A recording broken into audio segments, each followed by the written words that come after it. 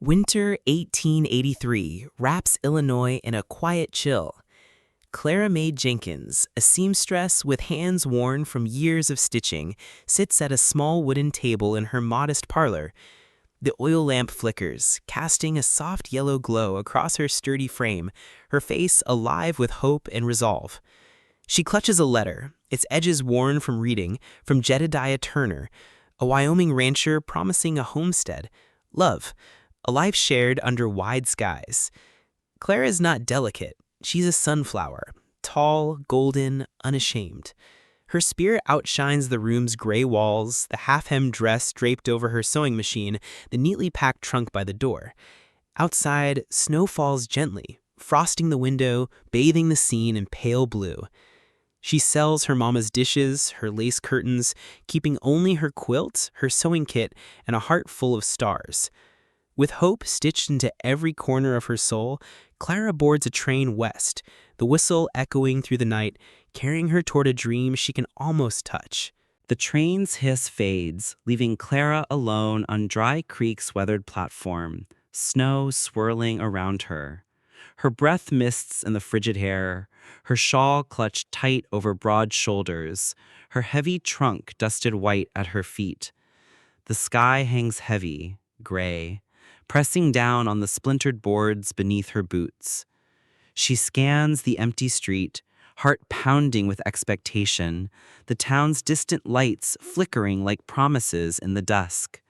10 minutes pass, then 20. A man tips his hat. Boys toss snowballs near the livery, but no Jedediah. The wind bites. Snow clings to her lashes, yet Clara stands firm, her hope aflame against the cold. Finally, a figure emerges through the snowfall, broad-shouldered in a dusted brown coat, hat low. Jedediah Turner nods once, "Miss Jenkins," and lifts her trunk onto his wagon, eyes avoiding hers. The platform feels emptier now, the train's steam long gone, blending into the endless white, as Clara's journey takes its first uncertain step into the unknown. Snow swirls around a rough-hewn barn as Clara faces Jedediah, the wind carrying his words like a blade. "You're not what I expected. Someone smaller, more delicate." Her face, flushed from cold and shock, holds a quiet strength, but her heart cracks, the sound swallowed by the storm. Jedediah stands stiff, his worn coat dusted with snow, his gaze fixed on the ground, avoiding her eyes. The barn's splintered wood looms behind them, snow-laden earth crunching underfoot, the world painted in muted browns, grays, whites. Clara's vibrant shawl, the only color defying the bleakness. She blinks, throat tightening, and nods once, careful, like her heart might shatter if she moves too fast. "I see," she whispers, voice steady despite the ache. Boots crunching, she turns, shawl whipping in the wind, and walks into the storm. Tears fall, quiet, steady, as she wanders toward the station, not with a plan, but because it's all she knows. Her hope now a flicker in the cold. Clara trudges through Dry Creek's muddy streets, her boots sinking into slush, her trunk dragging heavy behind her. Townsfolk in heavy coats cast curious glances, their whispers trailing like smoke. That's the mail-order bride, turned away. Clara's face is set, eyes forward, chin high. She's heard worse.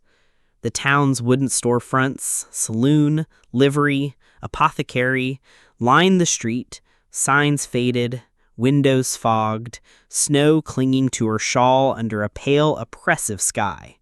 She finds a draughty room above the apothecary, its slanted roof and narrow bed barely enough, but it's dry, hearth. With her last sewing money, she pays for 2 weeks, then begins stitching a life back together. She mends split seams, patches boys' torn pants, trades pies for eggs and flour at the cafe. No favors asked, no tales told.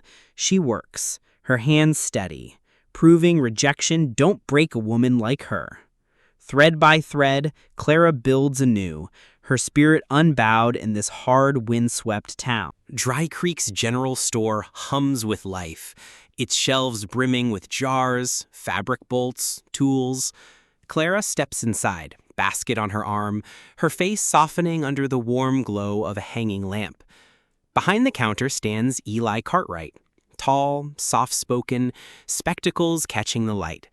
He notices the book peeking from her basket. "You like to read?" he asks, voice kind, unhurried. "Romances, mostly," Clara replies, a shy smile breaking through. "Lately, I've needed happy endings." He offers a novel, no charge, his eyes meeting hers with quiet curiosity. The wood grain of the counter glows, glass jars glint, the air thick with the scent of leather and coffee. Their words are simple: weather, flower, thread, but a spark ignites, warm against the store's rugged edges. Clara feels seen, not as a story whispered in town, but as herself. Her presence shifting the quiet morning into something softer, something new in this heart of Dry Creek. Clara returns to the general store, her basket lighter, her steps slower, lingering at the counter. Eli sets aside novels, tales of brave women, slow love wrapped in brown paper. Their talks grow, from weather to prairie grass, then deeper, to loss, time, the way winter stretches moments. Sunlight filters through dusty windows, casting long shadows across barrels and shelves, the store quiet, save for their voices. Eli's eyes, kind behind spectacles, see Clara, not the gossip swirling like dust. She brings pies, tea sachets, her hands brushing the books he offers. He never mentions Jedediah, never speaks of the whispers. Their bond stretches, warm, slow, like sunlight melting ice, binding them in the store's earthy glow. Clara feels a stir, something she thought left behind on that snowy platform, now blooming in the spaces between their words, in the way Eli stands taller when she walks through the door. One chilly morning, Clara steps into the general store, her hands steady but eyes nervous, placing a cranberry tart on the counter, its tin tied with a ribbon. The tart's rich red filling glows against the store's muted browns and grays, sunlight glinting off the metal. "Kindness ain't meant to be measured, Mr. Cartwright," she says, voice soft but sure. Eli looks up, his face softening with surprise, warmth spreading through his quiet demeanor. Shelves of goods fade into the background, their moment a spark in the morning's calm. He touches the ribbon, unsure but touched, his eyes meeting hers, reading the heart behind her gift. "Place feels different when you're here," he says later, his voice low, like a secret shared. Clara holds those words close, a warmth blooming under her shawl as she walks home, the tart a bridge between them, a promise of something unspoken, yet growing like a bloom in the winter. In her drafty room above the apothecary, Clara sits by candlelight, the flame flickering against bare walls and a slanted roof. Her hands work needle and thread, stitching her mama's quilt, adding patches gingham from a bakery apron, a sliver of her shawl, a ribbon Eli once admired. The quilt spills across her lap, vibrant against the room's stark blues and creams, moonlight filtering through a small window, casting silver across the fabric. Each square holds a memory, a story of women before her, now woven with her own. She wraps the finished quilt in brown paper, carries it to the store, and places it before Eli. He unfolds it slowly, fingers tracing stitches, awed by her strength sewn into every patch. "No one's ever given me something like this," he says, voice quiet. Clara smiles. "No one's made me feel safe enough." The quilt binds their pasts, a testament to her unyielding heart. The spring harvest dance fills the schoolhouse with lantern light, couples twirling to a fiddler's tune. Clara stands near the wall, her lilac dress sewn with cream buttons glowing softly, her face cautious but alive with joy. Eli approaches, his ironed shirt crisp against the rustic wood, his eyes finding her the moment she entered. "Miss Jenkins, would you dance with me?" he asks, bowing slightly. "Are you sure?" she whispers, glancing at the whispering crowd. "Very sure," he replies, hand outstretched. They step onto the floor, their waltz ungraceful but true, the room fading under golden light, her hand on his shoulder, his at her waist, their eyes lock, hearts steady. Outside, under stars, he kisses her, not rushed, but sure, saying, "I see you, Clara, every day since the first." The moment holds her, washing away the snow, the whisters, the cold platform, leaving only their rhythm, their truth. Under a blooming dogwood tree, on a hill behind the general store, Clara stands in a cream lace gown she sewed herself, the breeze playing with its hem.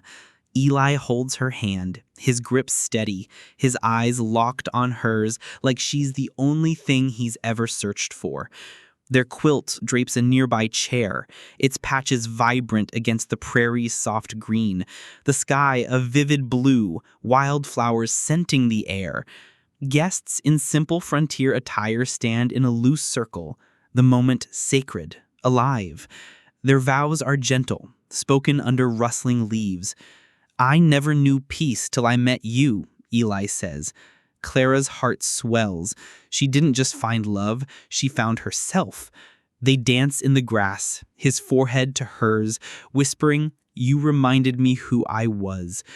Clara, who rode west with hope, met cold silence but never broke, blooms now, wild, free, her spirit forever stitched into this land.